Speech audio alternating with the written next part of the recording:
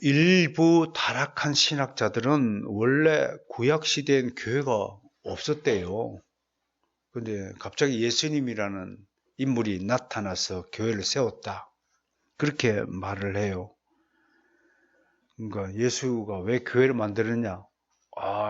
자신의 왕국을 건설하기 위해서 교회란 단체를 만들었다. 이렇게 이야기해요. 이런 이야기하는 사람은 꿀밤을 안 되지. 탁 쥐어받고 싶은 마음이 있어요. 그 못된 소리를 이렇게 잘 하는지 모르겠어요. 그러므로 그들은 교회가 마치 하나님의 고유한 소유물이라거나 신비한 능력을 가진 초월적인 기관이다. 그런 주장을 배격해야 한다라고 주장합니다. 과연 그럴까요? 과연 교회라는 개념이 구약시대는 없었을까요? 아닙니다.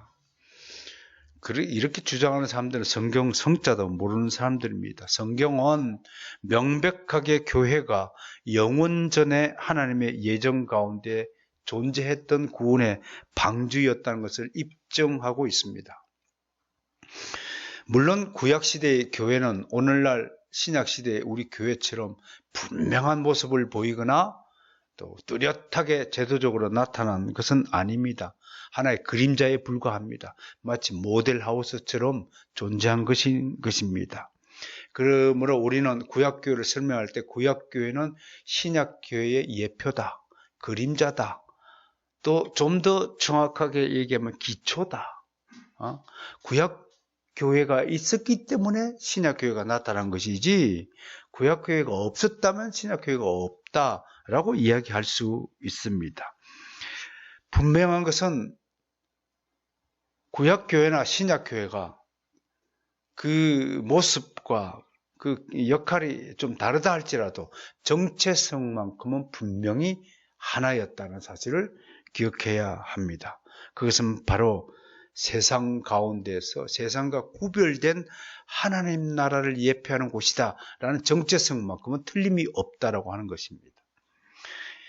그래서 성경은 이런 그 교회를 나타낼 때 히브리어는 카할이라고 이름을 불렀고요. 이 카할을 70인역 성경을 하면서 거의 다 이 카할을 에클레시아로 번역을 했습니다. 신명기 23장 1절과 3절의 내용을 읽어보면 여호와의 총회라는 말이 나옵니다. 이게 카할입니다. 카할이 구약시대도 있었죠. 이스라엘의 총회가 있었다라고 하는 겁니다. 그러므로 원어적으로 오늘 따져보면 모임이라고 생각을 하는 겁니다. 모임이다, 단체다, 백성들의 총회다 이런 거지만 이게 에클레시아라고 번역할 때 이 에클레시아가 상당히 중요한 의미를 갖고 있어요. 두 가지 단어로 되는데 하나는 에크예요.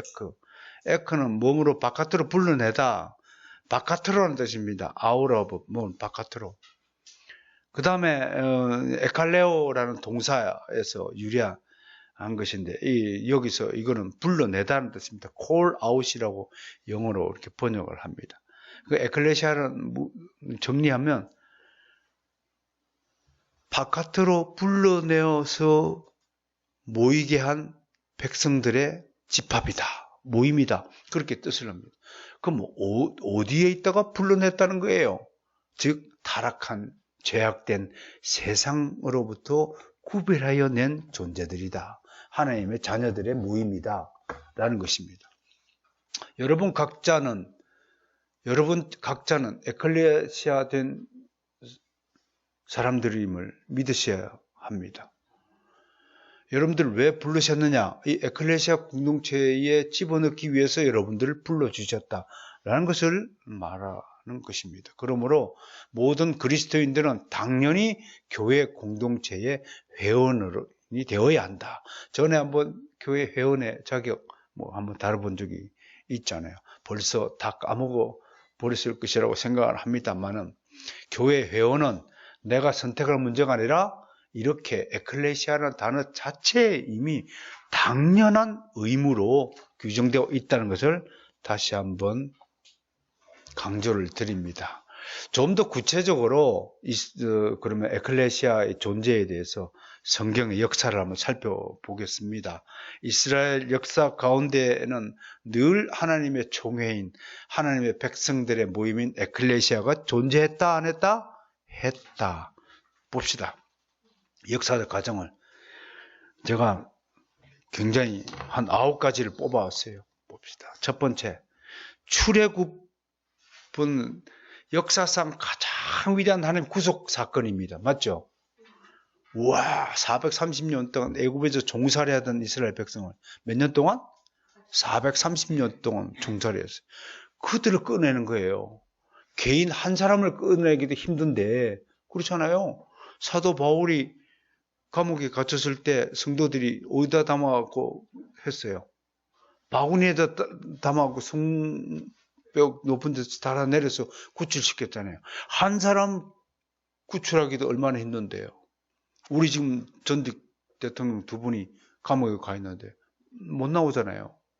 감옥에 가면. 이렇게 구출하는 것이 어마어마한 사건이에요, 사실은. 그러니까 예수님이 우리를 구출하기 위해서 자기 목숨을 희생했다는 이 구속 사건이야말로 인류 최대의 사건이에요.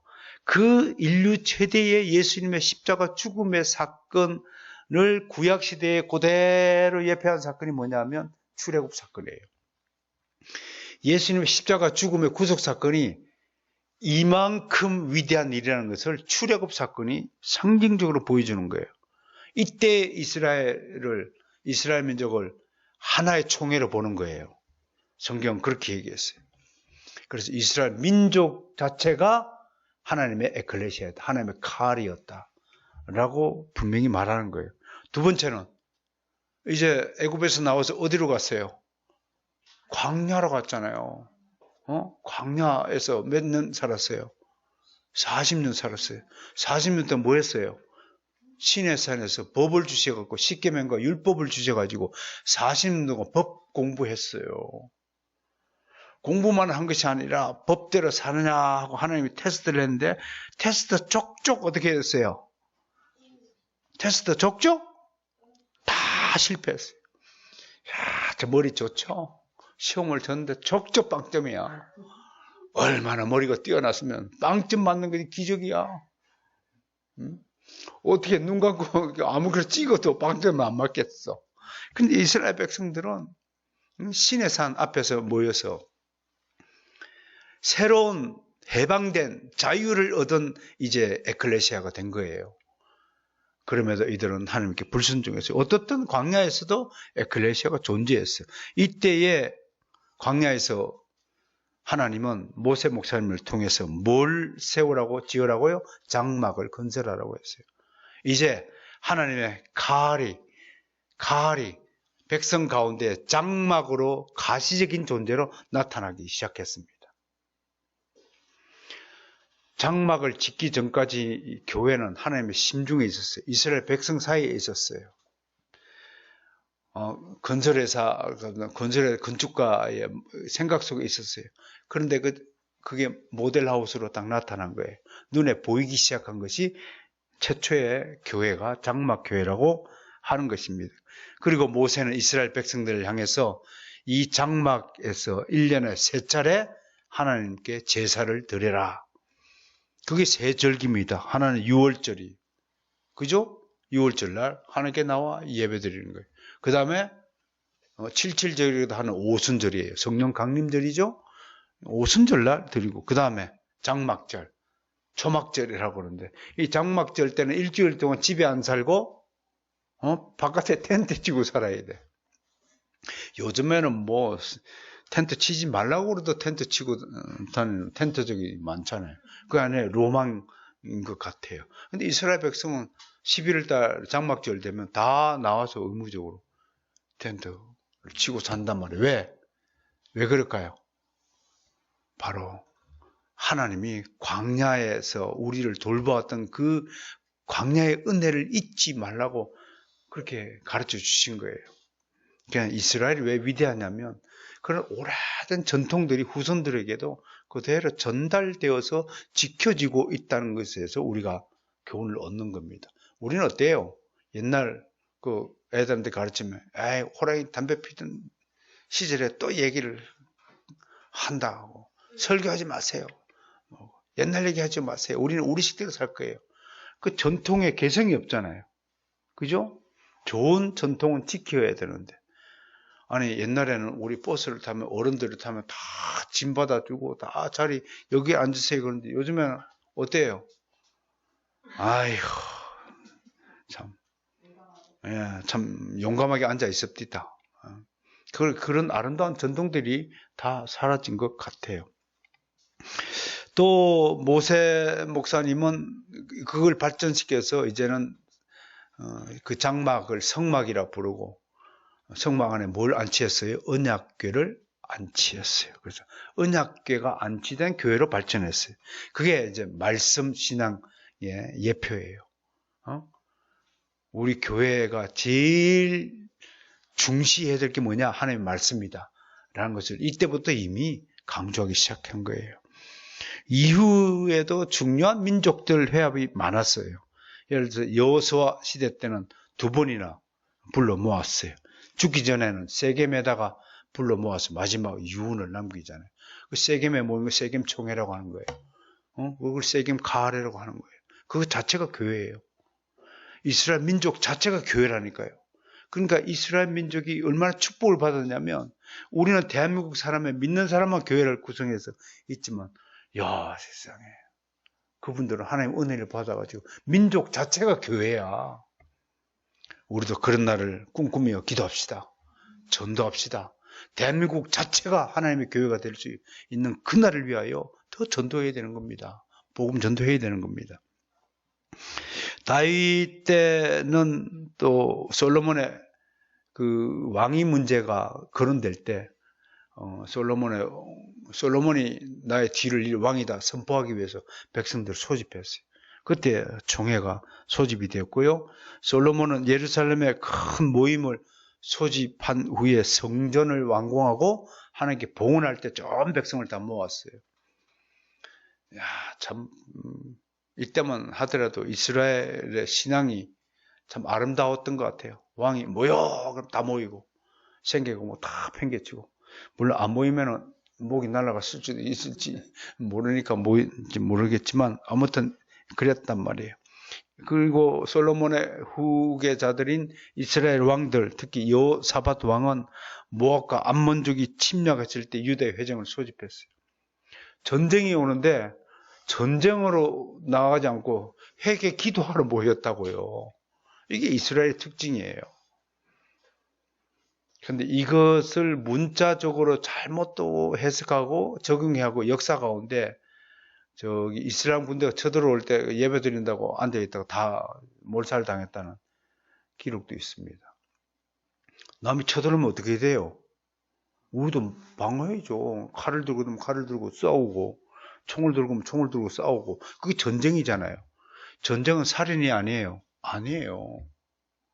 그러니까 다윗 왕을 살인자라고 비난했던 시므이가 잘못 비난한 거예요. 다윗은 하나님의 전쟁을 치루는 왕이 이스라엘 왕이었지 개인적으로 보복하기 위해서 살인한 자가 아니에요. 근데 그런 왕의 전쟁을 보고 야, 이 살인한 자야 이렇게 얘기하면 안 된다고 하는 것입니다. 히스기야 왕은 성전을 정화하고 유월절을 지켰을 때 솔로몬 왕 이후로 볼 수 없었던 큰 기쁨이 있었다 하고 역대기가 그렇게 기록하고 있고요. 마지막으로 느헤미야가 큰 회중을 불러 모으고 포로기 이후죠.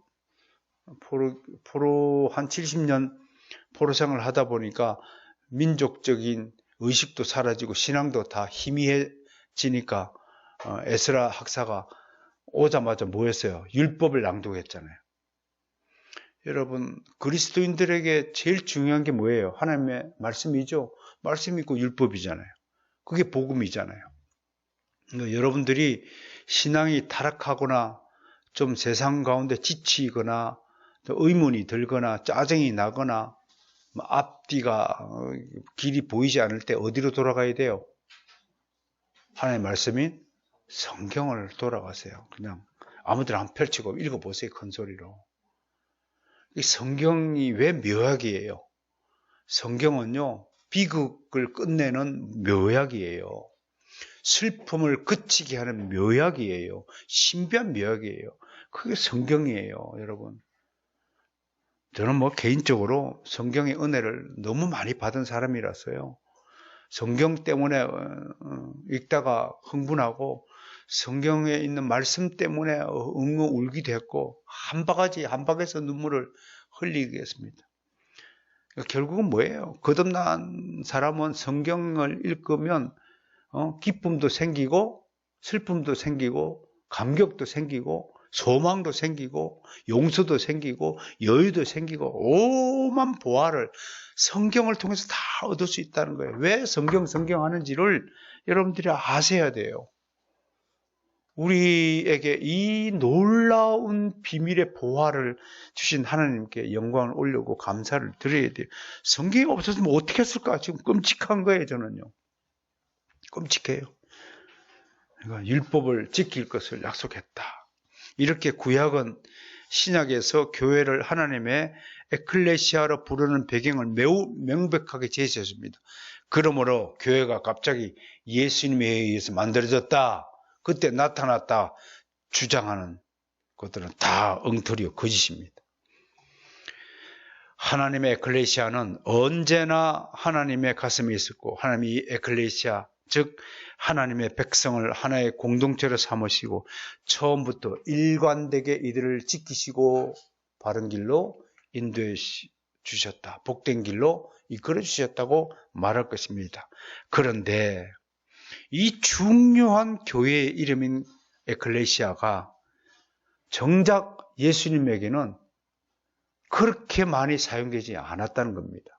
예수님은 자신의 공생에서 딱 2번 에클레시아를 말씀했습니다.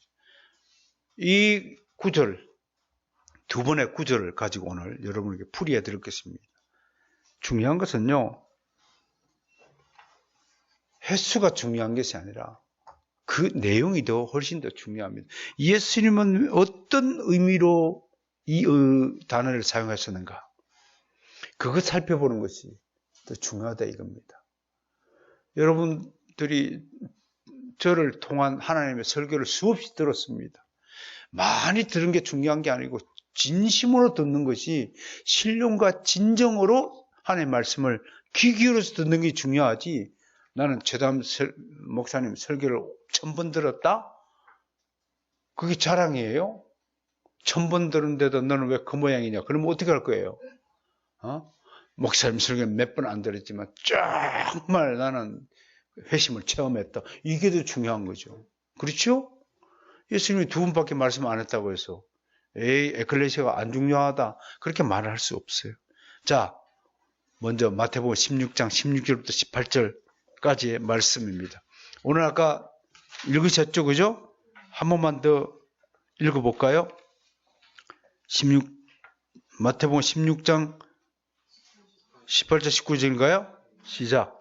또 내가 내게 이르노니 너는 베드로라, 내가 이 반석 위에 내 교회를 세우리니 음부의 근세가 이기지 못하리라. 내가 천국에서 내게 주리니 내가 땅에서 무엇이든지 매면 하늘에서도 매일 것이요 내가 땅에서 무엇이든지 풀면 하늘에서도 풀리리라 하시고. 그 오타가 났네요. 땅이 아니라 땅입니다.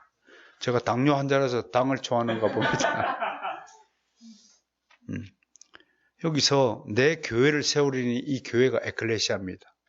이 반석 위에 내 에클레시아를 세우리니 라는 뜻입니다. 이렇게 중요한 교회 이름은 에클레시아가 자주 등장하지 않는 이유를 한번 쳐다봅니다. 예수님이 딱 2번밖에 사용하지 않은 것은 2번으로도 충분히 에클레시아를 설명하고 있다 라는 것을 먼저 미리 말씀을 드립니다. 자, 이때가 언제냐면요, 점점 이제 예수님의 죽음의 시간이 다가온 거예요. 3일 앞으로 다가왔어요. 그러니까 마지막으로 예수님은 계속해서 제자들에게 죽음의 의미를 가르쳐야 됩니다. 내가 왜 십자가에서 달려 죽느냐? 제자들은 상상도 못하는 거예요. 우리 선생님이 왜 십자가에 달려 죽는다는 것인가?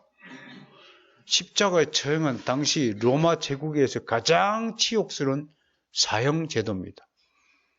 국가의 반역죄를 저질렀거나 뭐 종이 주인의 명을 거슬렀거나 뭐 아무튼 로마법을 어긴 자들에게 그것도 옷을 입혀서 다른 것이 아니라 아주 수치스럽게 알몸으로 십자가에 달아가지고 거리에다가 내답니다. 그래서 사람들에게 로마법이 살아있다는 엄중함을 보이기도 하면서 이런 죄를 짓는 자는 정말 부끄럽게 죽음을 맞이할 것이다. 경고가 담겨 있단 말이에요. 그러니까 이런 죽음을 내가 십자가에 달려 죽을 것이다. 예수님께서 말씀하시니까 제자들 입장에서는 믿기지가 않는 거죠. 그러면서 예수님은 십자가에 달려 죽기 위해서 이 땅에 오신 분이신데 이 일을 반드시 이루어야 되잖아요. 싫든 좋든. 응? 주여, 이 잔이 내게서 지나가길 원합니다. 육신적으로는 너무 힘들고 아프고 고통스러우니까 그렇게 고백하지만 하나님이 예정된 길을 성취해야 되잖아요. 저도 마찬가지예요. 리폼스 센터 이것만 없어도 나는 가볍게 살 것 같아요. 콕 가지고 이제 여행 다니고 가볍게 살 것 같아요. 이것만 없으면. 아니, 짐을 벗어버리고 싶어요. 근데 그게 돼요? 안 돼요. 그런 생각이 들면 하나님이 딱 바로 즉각적으로 개입해서 쳐요. 제 생각을 고쳐줘요. 내가 내일 아침에 네 목숨을 걷어가도 할 말이 없겠지? 그러니까 아니요, 알겠습니다. 센터 세우겠습니다. 그것처럼. 근데 제자들은 그 의미를 모르는 거죠. 그때 시점에서 예수님이 세상 사람들한테 어떻게 평가를 받으셨어요? 예수님의 사역과 가르침은 많은 사람들로부터 외면을 당하고 있었죠. 그러니까 제자들 속으로 이렇게 의문이 들었을 겁니다. 야, 만약 이렇게 많은 사람들이 예수님을 싫어하고 배척하는데 주님이 무슨 나라를 세우겠다고 하시는데 그 나라가 온전히 세워질까? 여러분들 가운데도 리폼드 센터가 온전히 세워질까? 그런 생각을 해보죠? 안 봐도 눈초리가 그런 것 같아. 그럴 거야. 우리가 보니까 많지도 않은데. 뭐 1000명쯤 되면 뭐 한 10만 원씩만 내도 금방 세우겠지만, 뭐 돈으로 세운 건 아니지만 돈은 필요한 것이고. 우리가 무슨 능력으로 세워요? 제자들도 마찬가지예요. 그러니까 예수님이 제자들이 이런 속마음을 알까요, 모를까요? 아니까 뭐라고 뭐래요? 탁 나와서. 사람들이 나를 누구라 하느냐? 두 가지 질문을 던져요. 첫 번째, 사람들이 나를 누구라 하느냐? 근데 예수님의 관심은 사람들의 생각을 알고 싶어서 이 질문을 한 게 아니에요. 두 번째 질문이 목적이에요. 예수님은 내가 3년 동안 주주장창 가르쳤던 나의 제자들이 나에 대해서 어떻게 생각하느냐를 알고 싶어서 사람들의 생각을 먼저 끄집어낸 거예요. 그건 관심 없어요. 사람들이 나를 어떻게 생각하건. 아니, 예수 안 믿는 사람들이 목사에 대해서 어떻게 생각하든 내가 거기에 관심이 왜 있어요? 그들의 생각은 뭐예요? 뻔하니까. 목사가 누군지를 알아요? 교회가 왜 세우든지 알아요? 세상 사람들이? 교회가 뭐 하는 곳이에요? 아무 무지한 자들이 지 마음대로 상상해서 떠버리는 거예요. 교회가 뭐 헌금 내라고 한다고, 돈 내라는 곳이라고. 세상에 무지해도 그렇게 무지한 사람이 있어요? 꼴통도 그런 꼴통이 없죠. 언제 교회가 네 보고 돈 내라고 강요했어요? 그런데 그렇게 왜 꼭 해가지고 소문을 퍼뜨리고 그러든 말든 아무 관계없어요. 진짜 예수님이 묻고 싶은 것이 뭔가요? 너희는 나를 누구라 하느냐? 그러니까 이 질문에는 두 가지 상반된 답변이 있죠. 불신자들은 그저 눈에 보이는 대로 예수님을 평가하는 것이죠. 진리에 관심이 없고 진리에 눈을 뜨지 못한 사람은 그냥 육적인 존재예요. 육신의 생명이 붙어 있으니까 육신적 삶을 사는 거예요. 육신적 삶을 사는 사람들은 눈에 안 보이는 것에 관심이 없어요. 눈에 보이는 대로 예수님을 평가하는 거예요. 내가 늘 얘기하잖아요. 사람들은 자기 생각 수준 이상의 삶을 살 수 있다 없다? 없어요.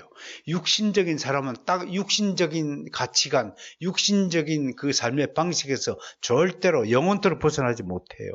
그래 진리, 사랑, 은혜, 평화, 상생, 공동체 정신, 에클레시아 정신 아무리 그들에게 얘기해봐야 소용없는 일이에요. 그게 불신자들이에요. 지난주에 설교한 내용입니다. 좀 기억을 되살려서 들어주시길 바라요. 설교의 은혜를 받지 못하는 유행의 사람들을 소개한 바가 있어요. 뭐가 기억이 나요? 첫 번째 뭐라고 그랬죠? 정말 머리가 좋으시니까 여러분들 다 기억해 줄지 믿습니다만은 거기에 의존하여 제가 기다리기까는 설교 시간이 너무 짧으므로 제가 묻고 제가 답을 하죠. 첫 번째 호기심이 많은 자들.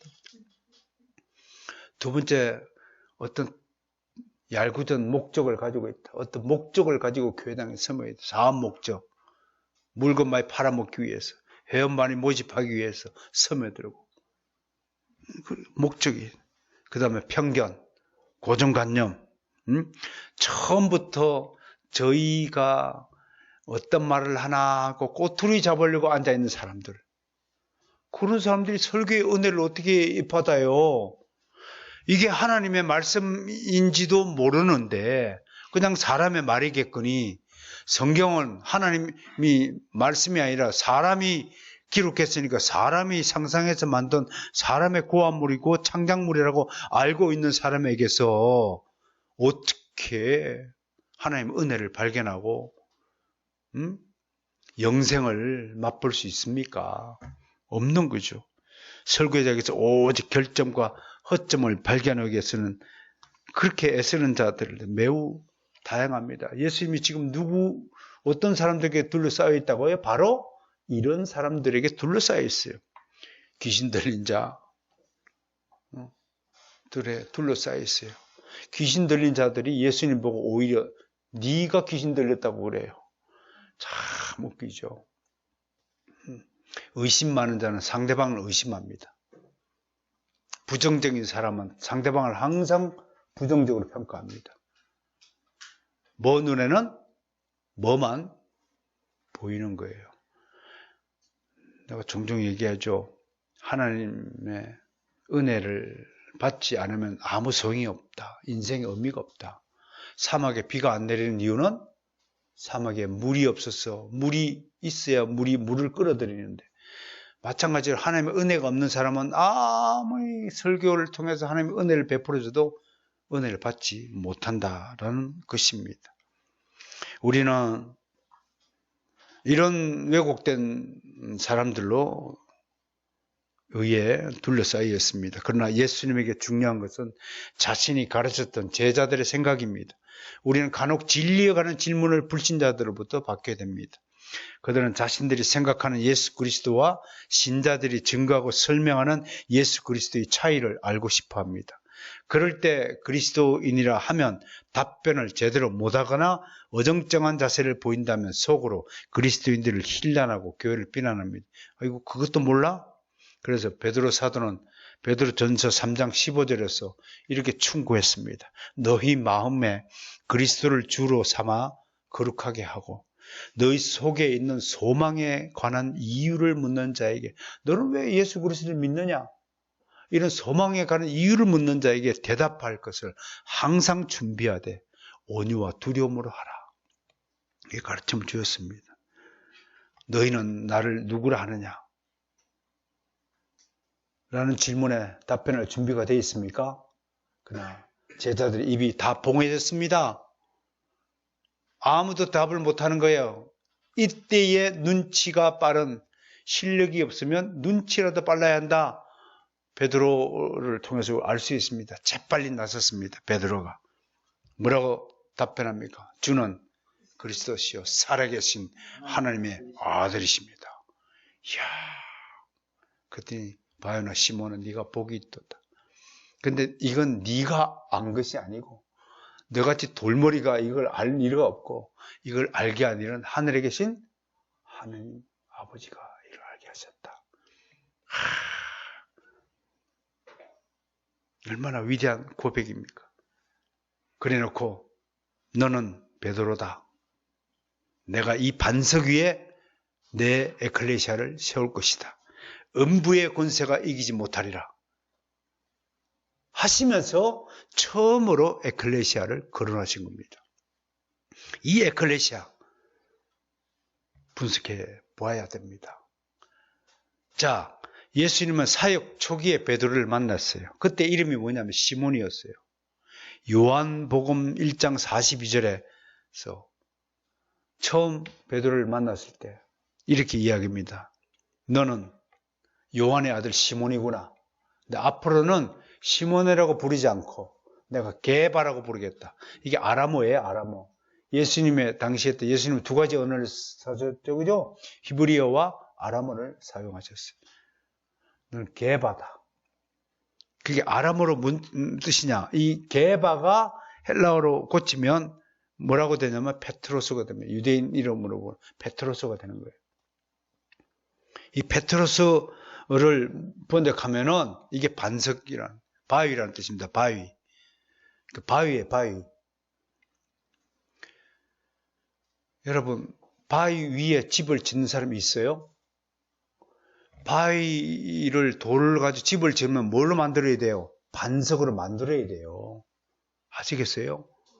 바위 위에 집을 못 지어요. 바위를 반석으로 다듬어서 기초석을 깔고 그 위에 집을 짓는 거예요. 그러니까 너는 베드로다, 페트로스다. 네 위에 집을 짓겠다고 말씀하지 않고 지금 분명히 뭐라고요? 너는 바위다. 근데 바위를 쪼개고 다듬어서 내가 이 반석 위에 내 에클레시아를 세우겠다라고 말씀한 걸 기억하셔야 돼요. 이 분명한 차이를 기억하셔야 돼요. 베드로라는 사람 위에 교회를 세운 것이 아니고 우둘툴툴한 바위 위에 세운 것이 아니고 반석 위에서 다듬어진 베드로. 그 다듬어진 베드로가 누구예요?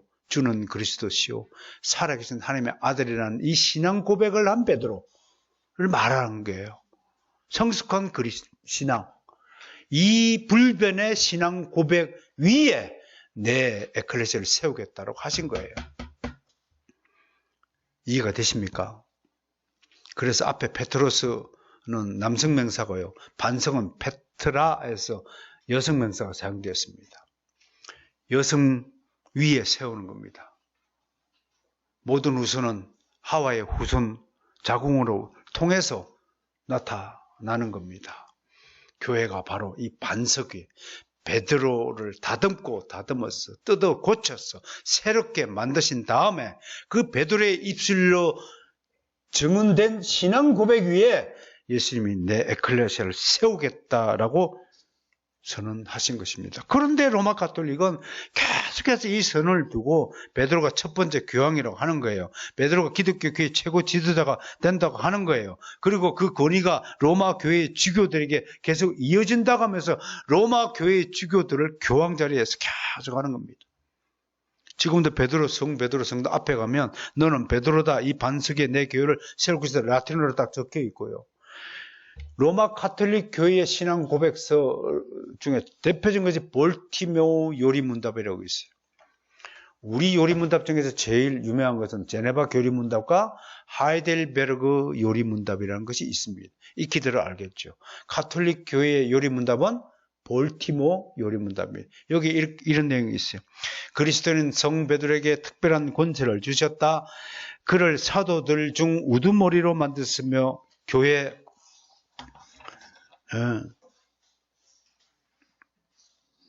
어뜸가는 교사이자 지도자로 세우셨다. 주님은 이 특별한 권세를 베드로의 주교직을 계승하는 교황들에게 계속하여 물려줬다라고 고백합니다.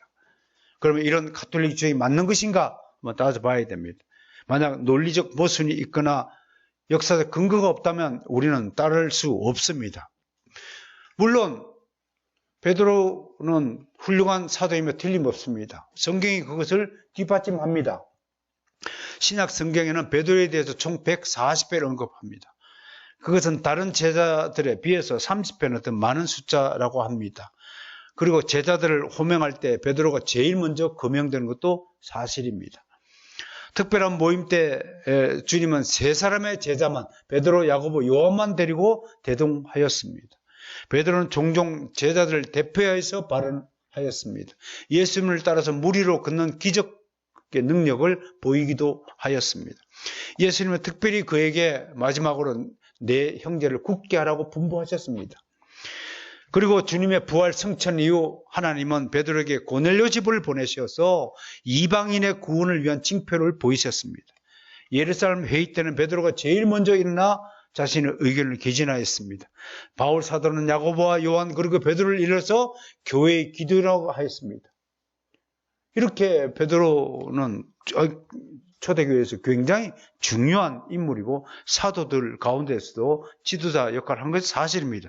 그렇다고 베드로가 다른 사도들보다도 더 높은 권위를 갖고 있다고 주장한 것은 억지 논리입니다. 과잉 해석입니다. 자, 따져봅시다. 만약에 베드로에게 주어진 사도적 권위가 로마 교황들에게 계승되었다는 것이 맞다면 왜 다른 사도들의 권위는 자신의 후계자들에게 계승되지 않는 겁니까? 같은 사도인데요. 베드로도 사도고 요한도 사도고 도마도 사도고 바디메오도 사도고 나다넬도 사도인데 왜 그들의 사도적 권위는 후배들에게 제자들에게 전수되지 않다는 얘기입니까? 이에 대해 칼빈은 기독교 강연을 통해서 오직 베드로만이 권위자이고 그 권위를 교황이 물려받았다면 베드로가 돌봤던 여러 도시들 중 오직 왜 로마만 그걸 물려받냐 이거예요. 안디옥 교회는 왜 물려받지 않냐 이거예요. 그렇게 지적합니다.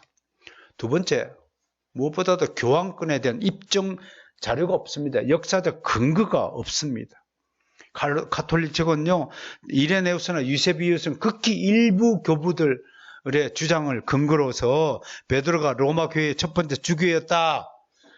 베드로가 로마에서 26년간 목회를 했다라고 거론했지만 이것은요, 잘못된 번역의 결과 이미 밝혀졌습니다. 필립 샤프를 비롯한 현대 교회사가들은 이것을 두고 터무니없는 연대상의 착오라고 이미 해설을 한 바 있습니다. 특히 바울 사도는 로마서를 썼어요. 언제? 주후 57년경에 로마서를 썼어요.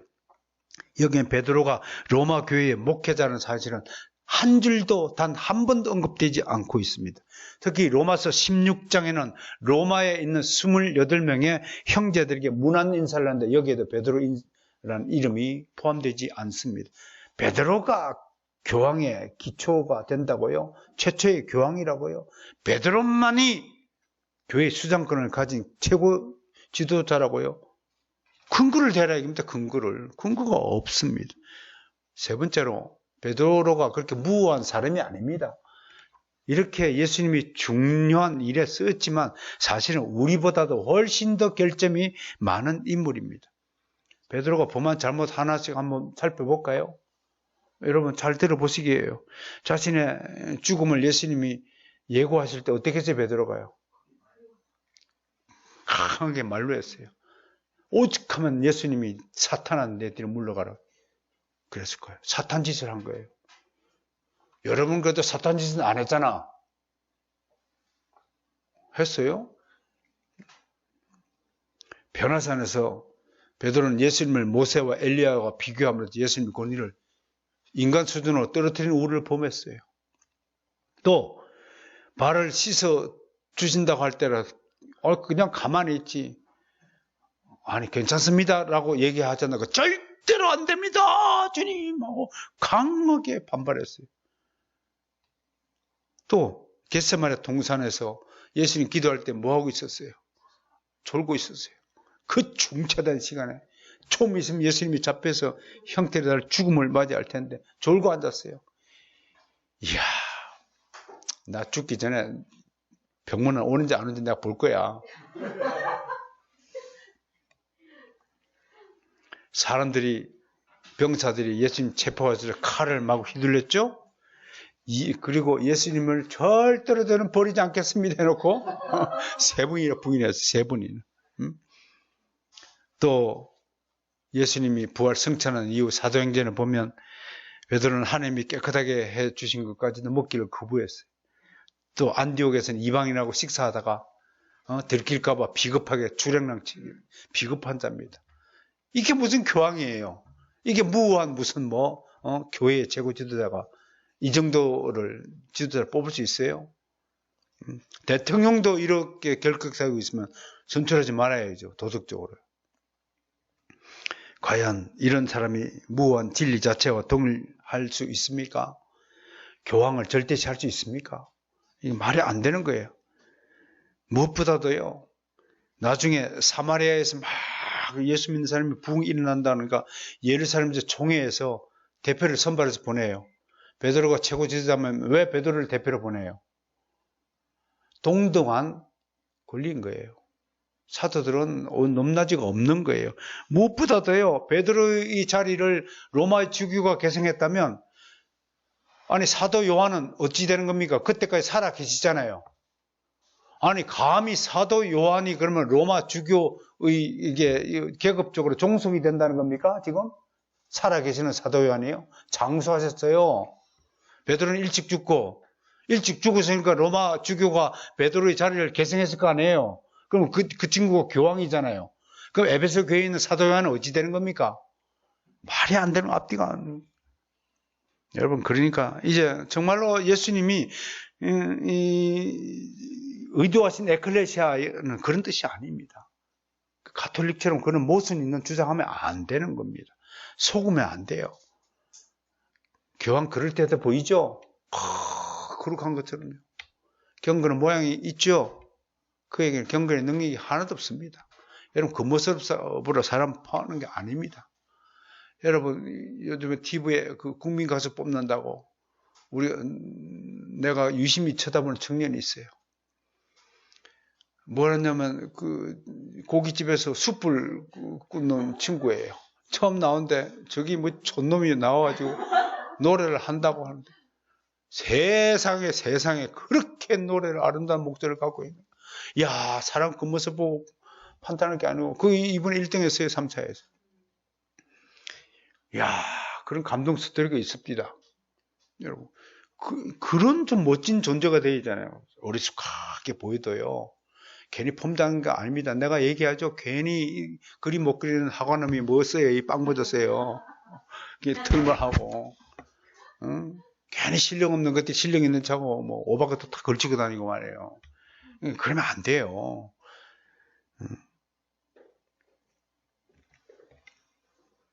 예수님은 이 반석 위에 내 에클레 세우겠다. 좀 전에 설명했죠. 이 반석이 뭐라고요? 거친 베드로를 다듬어서 그 바위를 다듬은 반석으로 만들었다. 그러니까 베드로 입에서 주는 그리스도시요 살아계신 하나님의 아들이다 하는 고백이 나오는 거예요. 여러분, 신앙의 백미는 신앙 고백입니다. 그래서 이 신앙 고백의 역사를, 전통을 목숨처럼 지키는 겁니다. 우리에게는 웨스트민스터 신앙 고백서가 있습니다. 왜 그것만 소중히 하십니까? 그걸로 물어요. 이것보다 더 나은 신앙 고백서가 있으면 나 그거 따를게. 우리는 언제든지 따를 준비가 되어 있습니다. 그러나 아직까지 웨스트민스터 신앙 고백서를 능가하는 고백서가 없기 때문에 우리가 이것을 종교개혁의 후손들은 이 신앙 고백서를 지금 지침으로 삼는 것입니다. 무엇보다도 주님은요, 베드로를 반석이라 하시면서 The Rock이라고 하지 않고 A Rock이라고 했어요. 유일한 반석이 아니라 하나의 반석이라고 할 수 있습니다. 그것은 베드로라는 절대적인 존재 위에 세우는 것이 아니라 베드로가 고백한 그 신앙 고백, 여러 신앙 고백 중에서 그 소중한 신앙 고백을 소중히 하겠다는 뜻입니다. 나가 주님은 베드로 위가 아니라 반석의 내 교회를 세웠다고 하시면서 이 반석은 영원한 의미를 가집니다. 주님께서 만들어진 이 반석은 영원합니다. 그러므로 교회가 영원한 단체라는 사실을 믿으시기를 바랍니다. 이제 정리합니다. 예수님은 베드로의 신앙 고백을 기초로 당신의 교회를 설립하셨습니다. 그렇다면 예수님이 세우신 이 공동체 에클레시아는 무엇이냐? 하나님의 회중입니다. 공동체입니다. 이 설립자, 통치자는 누구시라고요? 예수 그리스도십니다. 이 성전은 허물어뜨릴 수 있다? 중단될 수 있다? 절대로 허물어뜨릴 수 없습니다. 무엇보다도 이 에클레시아는 신앙을 고백하는 사람들로 구성된다. 그래서 여러분들 세례를 받거나 입교할 때 선서하는 겁니다. 그게 신앙 고백이기 때문에 그렇습니다. 그리고 특별한 교회 에클레시아의 권한이 뭡니까? 천국 열쇠권이라고 하는 겁니다. 다음으로 두 번째 마태복음 18장 15절 17절 말씀이 용례인데요. 제가 한번 읽어드리고 간단하게 설명을 하겠습니다. 내 형제가 죄를 범하거든 가서 너와 그 사람과만 상대하여 공고하라. 만일 들으면 네가 형제를 얻을 것이요. 만일 듣지 않거든 한두 사람을 데리고 와서 두세 증인의 입으로 말마다 확정하게 하라. 만일 그들의 말도 듣지 않거든 교회의 말하고 교회의 말도 듣지 않거든 이방인과 세례같이 여겨라. 한마디로 교회 건증에 관한 말씀입니다. 왜 이 말씀했어요? 에클레시아를 지키기 위해서는 반드시 죄를 범한 형제에게 회개를 요청해야 된다. 회개하지 않은 사람은 이 에클레시아에 들 수 없다는 것을 선포하는 거예요. 굉장히 중요한 말씀이에요. 그러니까 교회 권징이 얼마나 중요한가. 그럼에도 불구하고 권징을 수용하지 않는 자가 있다 없다? 있다. 끝까지 회개하지 않는 자가 있다. 그런 사람은 어떻게 처리하라고요? 교회 바깥에 있는 사람과 동일하게 취급하라. 교회 바깥에 누가 있나요? 불신자들이 있어요. 그 불신자들을 예수님이 뭐라고 표현하냐면 이방인과 세리와 같다라고요. 왜? 당시 유대사회에서 제일 악독한 자들이 바로 세리들이었거든요. 그걸 부르시는 거예요. 여기서 우리는 진짜 교회의 권증의 중요성을 새겨야 됩니다. 바울은 디모데에게 정말 올바른 권증을 하지 않았을 때 교회에 어떤 악 영향이 끼치는가에 대해서 이렇게 서술했습니다. 디모데전서 6장 3절에서 5절 오늘 소개한 말씀입니다. 함께 읽죠. 시작. 누구든지 다른 교훈을 하며 바른 말 곧 우리 주 예수 그리스도의 말씀과 경건에 관한 교훈을 따르지 아니하면 그는 교만하여 아무것도 알지 못하고 변론과 언쟁을 좋아하는 자니 이로써 투기와 분쟁과 비방과 악한 생각이 나며 마음이 부패해지고 진리를 잃어버려 경건을 이익의 방도로 생각하는 자들의 다툼이 일어나느니라. 한마디로 회개하지 않는 자, 불신자들, 이방인과 세리 같은 자들이 결국 권징을 교회가 행사 안 하실 않고 교회에 그대로 남아있을 때 결국 이들이 교회를 어떻게 해요? 한마디로 무너뜨리는 앞잡이가 된다는 것을 경고하고 있는 것입니다. 그렇다고 권징은 여러분들을 못 살게 구는 게 아닙니다. 여러분을 벌 주는 게 아닙니다. 여러분들에게 하나님에게 돌아온 회개의 기회를 제공하는 것이 권징 제도라는 것을 꼭 기억해 주시길 바랍니다. 정리하면 이 마태복음 18장 17절에 사용된 에클레시아 용도에는 분명히 교회는 가입자가 있고 탈퇴자가 있다는 것을 알게 됩니다. 그러므로 우리 교회에 잠깐 왔다가 뭐 다른 교회로 옮기고 사실은 그건 무단 이탈입니다. 이런 것들이 간단한 문제가 아닙니다.